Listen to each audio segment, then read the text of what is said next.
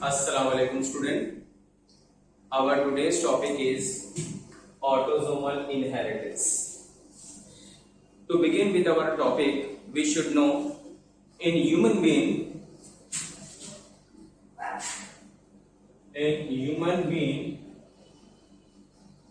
how many numbers of chromosomes are there? 46. We all know. 46 chromosomes are there. In this 46, I can say it is 23 pairs. In this 23 pairs, there are two types of chromosomes. One is autosomal chromosomes and another chromosomes is sex chromosomes.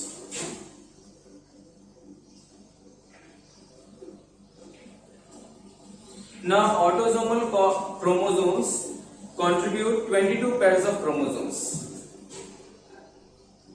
22 pairs.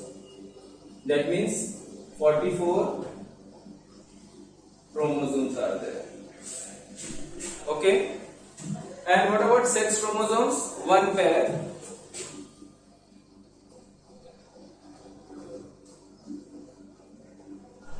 One pair, that is 2 chromosomes.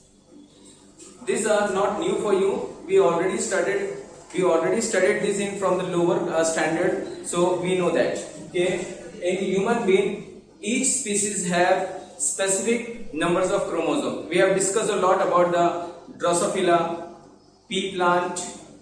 Then even there are some examples of elephant and dog and cat we have taken. They have got different numbers of chromosomes. So when we talk about human being, 46 numbers of chromosomes are there, normal. And in that 46, when we draw a genetic map, they are arranged in pairs, 23 pairs. In that 22 pairs are said to be autosomal chromosome. They don't have to do anything with the sex chromosome. That means they control the body characters. That means they control the body trait. And only one pair, that is sex chromosome, determine the sex of a child. Whether the baby has received XX or XY, depending on that the genders are there. XY baby male and XX baby female. Okay? So this you have to remember. Okay. 44 chromosomes and 2 pairs of chromosomes. So here we have to study about the autosomal inheritance. That means we are going to study only the first type. Autosomal chromosomes are what? Autosomal inheritance. Those chromosomes which are linked with that is known as autosomal inheritance, which we are going to study now. So clear this much, that what numbers of chromosomes we are going to study? 22 pairs of chromosomes we are going to study, and the total numbers of chromosomes are nothing but they are 44 chromosomes. This we are studying now. Now the next topic. Now this autosomal, as I have told you, these autosomal chromosomes do not contribute anything regarding the sex chromosomes or determination of the sex. That means they purely control the you can say body character, or you can say characteristic of an organism, that is body character, somatic one. So autosomal control a variety of traits other than the sex. So here autosomal chromosomes control a variety of trait. Trait means what, student? Characters other than sex. Means sex determination नहीं करता है. Sex determination कौन करता है? XY या फिर XX. ठीक है, तो सेक्स क्रोमोसोम जो वन पेयर है. फिर इसके अलावा these traits are said to be autosomal. ऐसे trait, ये trait को, these traits are called autosomal inheritance, ये टॉपिक वो हो गया, समझ में आ गया। तो ऐसे ट्रेट को क्या बोलेंगे? Autosomal inheritance, autosomal inheritance. Now अब इसके बाद इसी के रिलेटेड के कौन सा ट्रेट इनको इन्फ्लुएंस करता है, इनको अफेक्ट करता है, चाहे वो डोमिनेंट जीन्स हो या फिर रेसेसिव जीन्स हो। तो यहां तक हमें समझ में आया। अब आगे का जो टॉपिक हमारे बुक में दिया है कि सम कैरेक्टर्स, कुछ कैरेक्टर्स होते हैं, जैसे कि हमारे में नॉर्मल कैरेक्टरिस्टिक है, 46 क्रोमोसोम्स हैं, एवरीथिंग इज ओके, तो हमारे में नॉर्मल कैरेक्टरिस्टिक नजर आएंगे, नॉर्मल फीचर्स नजर आएंगे। लेकिन कभी कभी इन ऑटोसोमल में चेंजेस आने की वजह से, कौन से? क्रोमोसोम्स के अंदर जीन्स में चेंजेस आ जाना या क्रोमोसोम्स के अंदर तब्दीली आ जाना, तो इनमें एबनॉर्मलिटीज नजर आती है। कुछ एग्जांपल दिया है कि अगर ऑटोसोमल में रेसेसिव जीन्स जाती हैं, अगर ऑटोसोमल क्रोमोसोम कितने हैं? 44 हैं। कोई भी, अभी तुम्हारे बुक में यहाँ पे क्रोमोसोम नंबर 4 और क्रोमोसोम नंबर 12 को उन लोग ने एग्जाम्पल के लिए इस्तेमाल किया है कि कुछ क्रोमोसोम्स के अंदर अगर जीन्स में म्यूटेशन हो जाए या जीन्स के अंदर क्या हो जाए, दैट इज जीन के अंदर म्यूटेशन हो जाए या जीन्स के अंदर डिलीशन हो जाए या जीन्स के अंदर कुछ और चीज ऐसी आ जाए, पॉइंट म्यूटेशन एंड ऑल, तो उसके अंदर क्या होता है? डिसऑर्डर्स प्रोड्यूस होते हैं। और ये किसके वजह से होते हैं? ज्यादातर रेसेसिव जीन्स के लिए भी होते हैं, और कभी कभी डोमिनेंट जीन्स भी क्या करती है? डिजीज लेके आती है। हम देखेंगे कि डोमिनेंट जीन्स यूजुअली यूजफुल होती है, लेकिन sometimes it is to be harmful. Example I give you. तो यहां पे हमें और some characters are influence, some characters are influenced by dominant genes, by dominant gene। बेटा dominant genes not new for you. हम लोग ने मेंडल्स के एक्सपेरिमेंट में देखा था कि डोमिनेंट जीन्स जो होती है वो अपने आप को एक्सप्रेस करती है और रेसेसिव जीन्स को क्या करती है? सप्रेस कर देती है। तो एक तरह से अच्छा है कि जो भी डिजीज कॉजिंग जीन्स होती हैं वो रेसेसिव होती हैं, जिसके वजह से ये डोमिनेंट जीन्स उनको एक्सप्रेस नहीं होने देता, और जिसके वजह से हमारे लिए बहुत अच्छा है कि the harmful characters are suppressed और masked by the dominant genes. ठीक है, बाय डोमिनेंट जीन्स। और कुछ ऐसी भी होती हैं कि some characters are influenced by recessive jeans.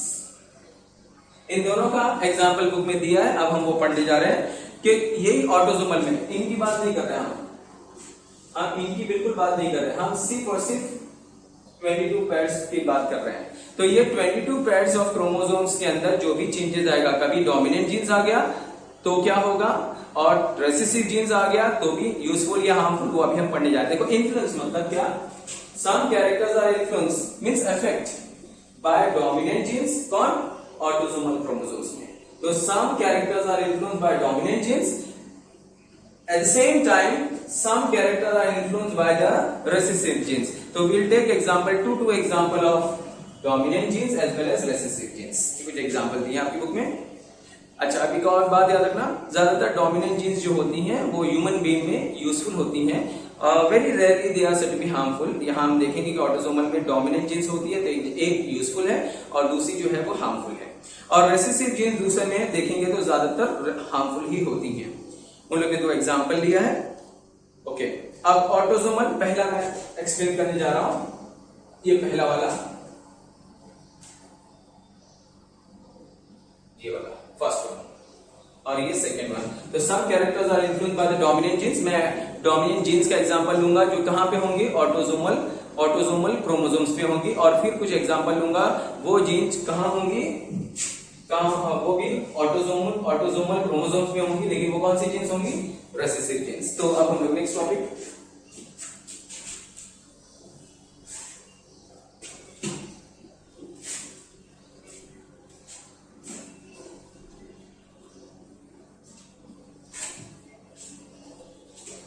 Okay next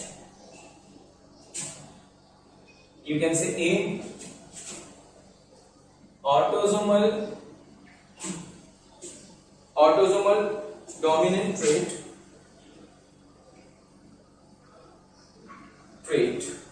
autosomal dominant trait। 2 example लूंगा मैं। पहला विडोज पीक का मैं एग्जांपल लूंगा, एंड दूसरा सेकेंड हंटिंगटन्स डिजीज। यहां पे मैंने ऑटोसोमल डोमिनेंट मतलब ऑटोसोम्स के ऊपर जो डोमिनेंट जीन्स हैं उनके दो एग्जांपल लूंगा, पहला विडोज पीक और दूसरा हंटिंगटन डिजीज लिया जाएगा। पहले हम देखेंगे कि विडो पीक क्या है। विडो पीक क्या है?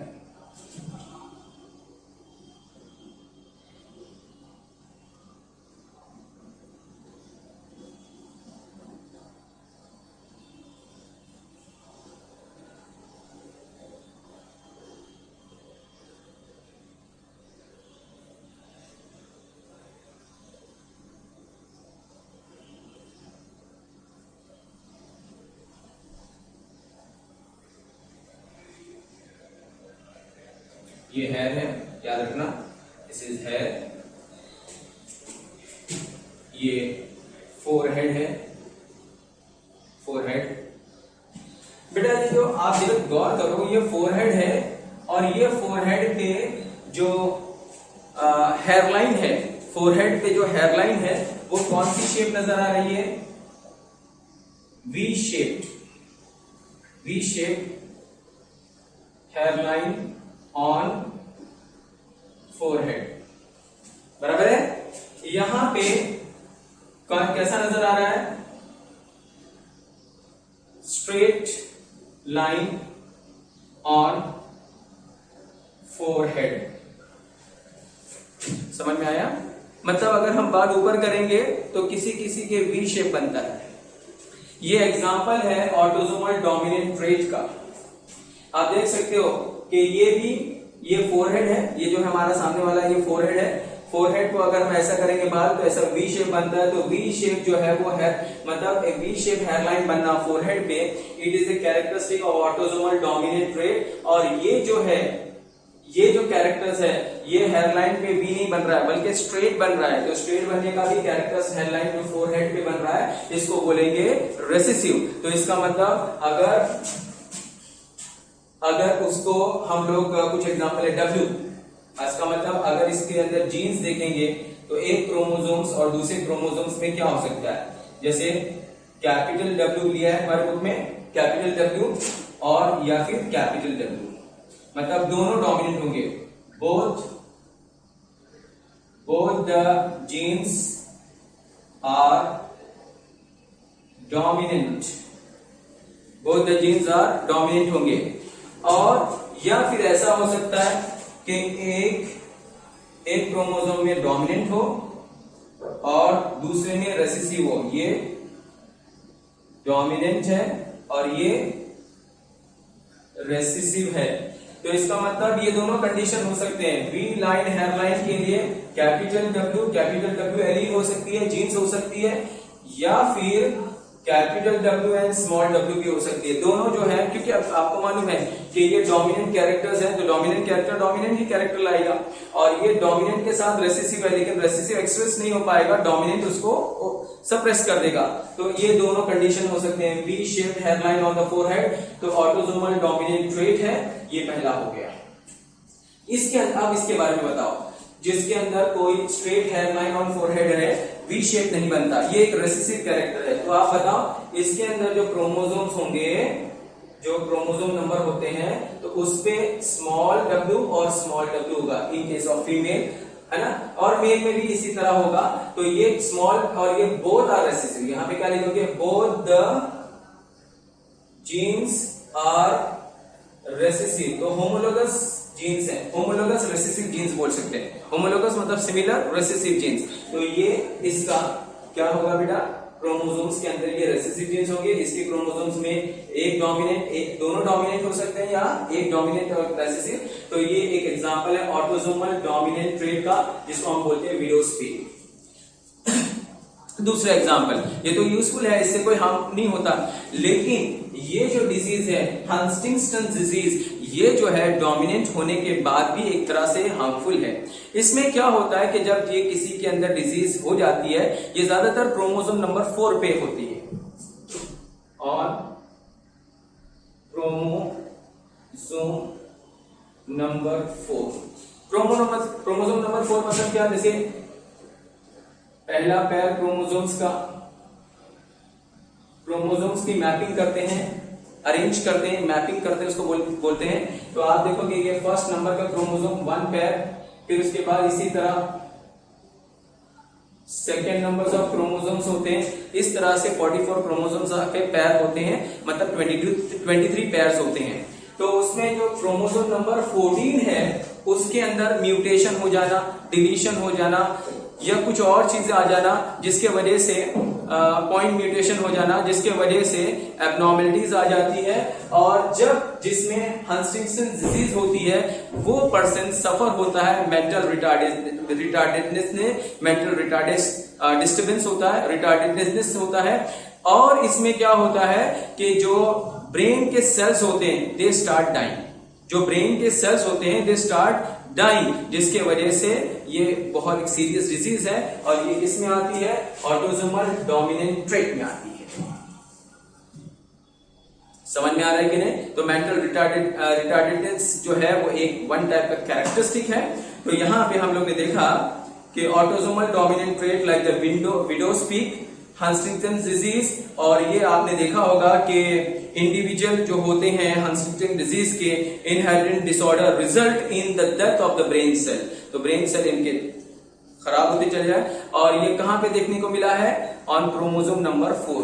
तो क्या क्या हो सकता है क्रोमोसोम में, ज्यादातर म्यूटेशन होता है, म्यूटेशन हो जाता है, और म्यूटेशन होने की वजह से ये डोमिनेंट जीन्स है इसमें प्रॉब्लम आ जाता है। तो this is all about autosomal dominant trait. अब हम लोग ऑटोसोमल रेसेसिव ट्रेट के बारे में पढ़ेंगे, जो कि नेक्स्ट टॉपिक दिया है इन लोग ने। Hope you have understood about this. तो नेक्स्ट जो टॉपिक है, ये समझ में आ गया बेटा?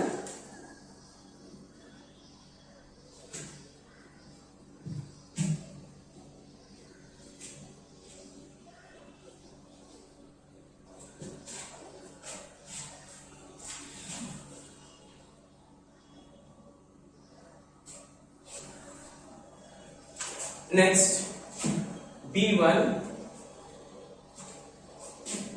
Autosomal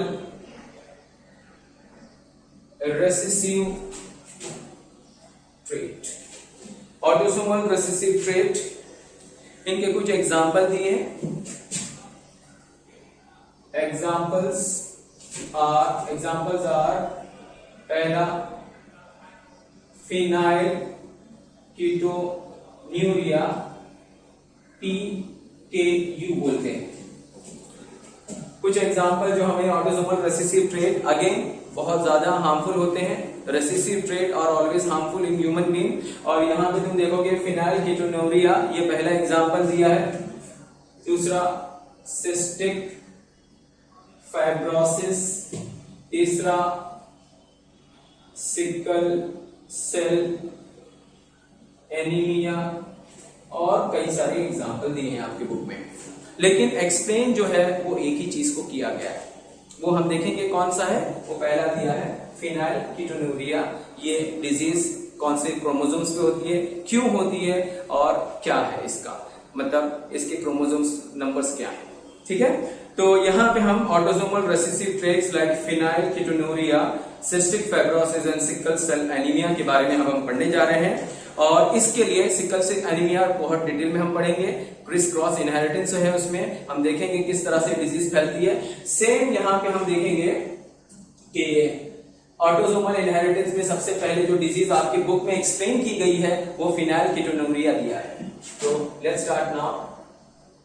first one phenyl ketonuria, और PKU बोलते हैं इसको।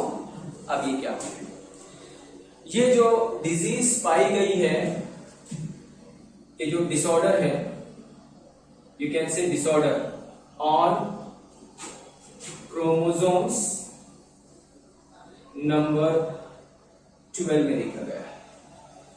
कौन से नंबर पे देखा गया है, क्रोमोसोम नंबर 12 में। तो आप देखोगे कि आपने यहां पे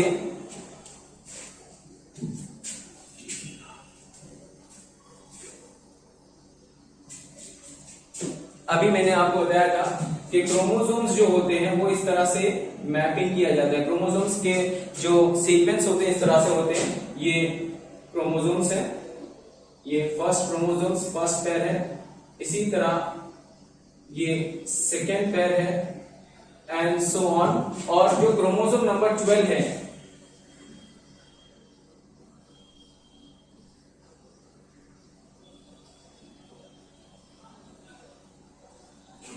ये जो क्रोमोसोम नंबर 12 है, इस क्रोमोसोम्स के ऊपर जो भी जीन्स है, जैसे पी में जीन्स ले लेता हूं, पी और ये पी।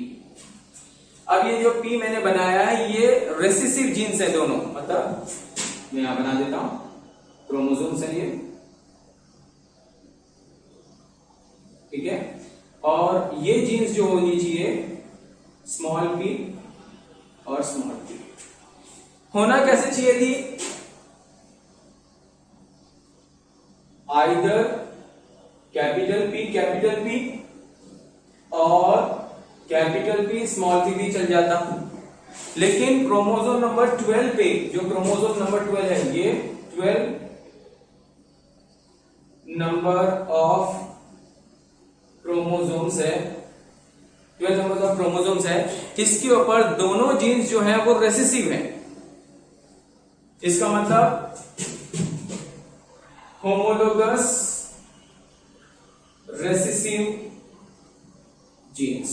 होमोलोगस क्यों बोला, दोनों जीन्स रेसेसिव है। अगर एक कैपिटल हो जाती तो हेटेरोलोगस होता, हेटेरोजाइगस फॉर्म होता, तो ये डिजीज नहीं होती है। अब सुनो, तो फिनाइलकेटोनुरिया जो है एक डिसऑर्डर है जो कौन से देखने क्रोमोसोम नंबर पे देखने को मिला है, क्रोमोसोम नंबर 12 पे देखने को मिला है। और क्रोमोसोम नंबर 12 पे कौन सी दोनों जीन्स आ गई हैं, ऐसी जीन्स आ गई हैं जो दोनों रेसेसिव जीन्स हैं। और रेसेसिव जीन्स होने के वजह से, second, because of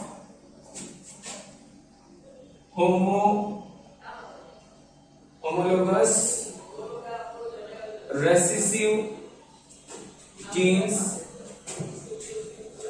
the body unable to synthesize phenyl hydroxylase enzyme।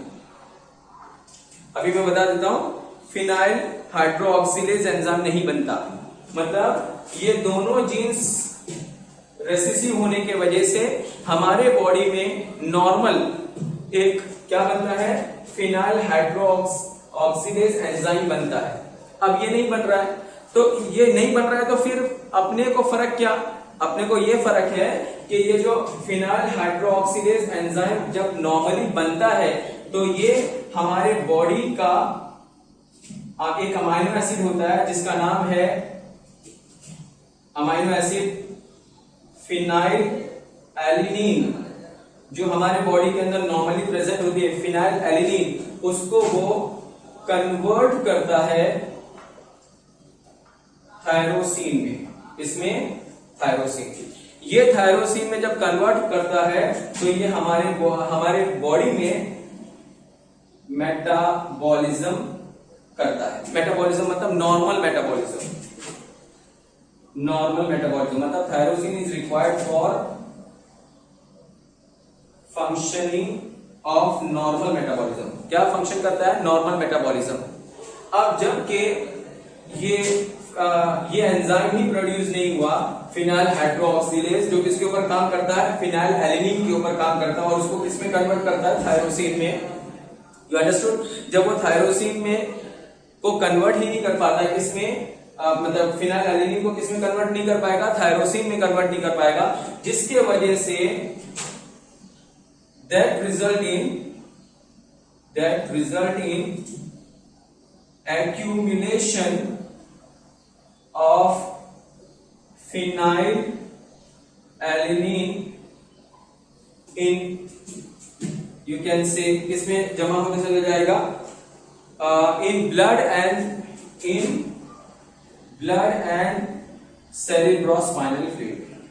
वो किसमें जमा होने लगेगा, फिनाइल एलिनीन ब्लड में और सेरिब्रोस्पाइनल फ्लूइड में जमा होने लगेगा, और ब्लड में और सेरिब्रोस्पाइनल फ्लूइड में जब जमा होने लगेगा, एक्यूमुलेट होने लगेगा, तो हमारे जो नॉर्मल ब्रेन का जो डेवलपमेंट है उसको अफेक्ट करेगा, तो हमारा नॉर्मल ब्रेन का डेवलपमेंट नहीं होने देगा। You understood or not? So it is going to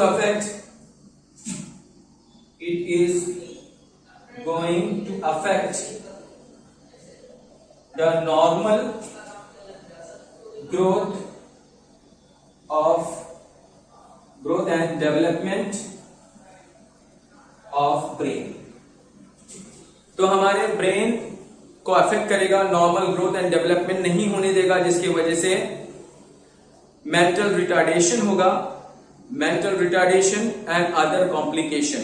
other complication में जैसे मेटाबॉलिक डिसऑर्डर हो जाएगा। क्या हो जाएगा? मेटाबॉलिक डिसऑर्डर हो जाएगा। और ऐसा भी आपके बुक में लिखा है कि जो एक्सेस में फिनाइलएलेनिन है वो रिमूव हो जाएगी यूरिन के जरिए। एक्सेस ज्यादा, the also excess phenylalanine is excreted in the urine student। so have you understood about this? again I'll repeat, very easy to understand। जो हम पढ़ने जा रहे हैं वो कौन सा पढ़ने जा रहे हैं? फिनाइलकेटोनुरिया। ये किसका एग्जाम्पल है? ऑटोसोमल रेसेसिव ट्रेट एग्जाम्पल है। किसका है? Autosomal recessive trait. Let's start now, जल्दी से रिवीजन फटाक से कर लो। किसका? से फिनाइलकेटोनुरिया का। बेटा फिनाइलकेटोनुरिया जो है एक ऑटोसोमल रेसेसिव ट्रेट है। किसके ऊपर होती है? सेक्स क्रोमोसोम्स के ऊपर नहीं, 44 नंबर्स ऑफ क्रोमोसोम्स के अंदर ही होती है। कौन से नंबर्स के क्रोमोसोम्स में होती है? 12 नंबर्स ऑफ क्रोमोसोम्स में। 12 numbers of chromosomes, 12 numbers of chromosomes में होना क्या चाहिए? ये अगर 12 नंबर्स का क्रोमोसोम्स है तो उसके ऊपर कौन सी जीन्स होना चाहिए? अगर ये डिजीज नहीं है तो कैपिटल पी होना चाहिए या फिर कैपिटल पी। लेकिन अगर इसकी जगह पे एक स्मॉल पी आ गया तो भी कोई प्रॉब्लम नहीं, लेकिन जब दोनों स्मॉल पी आ जाए तो इसको बोलेंगे होमोलोगस रेसेसिव जीन्स। मतलब दोनों जीन्स रेसेसिव हो गई। अब ये रेसेसिव जीन्स आने की वजह से क्या होता है कि हमारे बॉडी में कौन सा एंजाइम प्रोड्यूस नहीं कर पाएगा हमारा body? Phenyl hydroxylase enzyme. Phenyl, इधर लिखा है मैंने, फिनाइल हाइड्रोक्सिलेज एंजाइम। कौन सा एंजाइम नहीं प्रोड्यूस करेगा? Phenylalanine. Sorry, phenylalanine, sorry correction कर लो।